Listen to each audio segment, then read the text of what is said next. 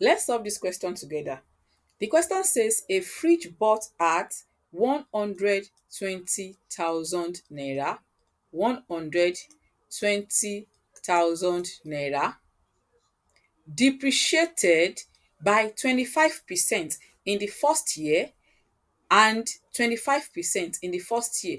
If it depreciated by 25% in the first year, that means we have 75% left, and 75% is the same thing as 75 over 100, and I would love to use fraction for this, so this will be 3 over 4. And then it's depreciated by 20% in the second year. 20% is the same thing as 80 over 100, and then when we cancel the zeros, so to fraction, when we reduce this to the simplest fraction, this will become 4 over 5.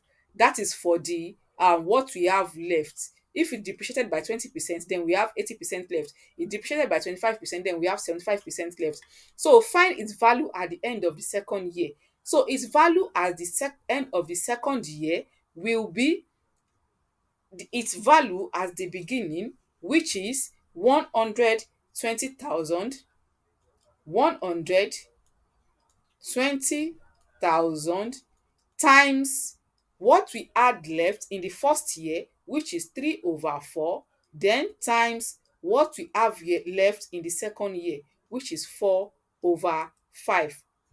Now we can simplify. 4 will cancel 4, and then we have left here as the denominator. So 5 will go in 12. How many times? That's 2. Remainder 2.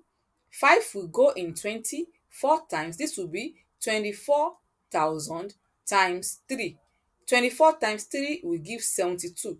So its value at the end of the second year will be 72,000 naira, and that is option B.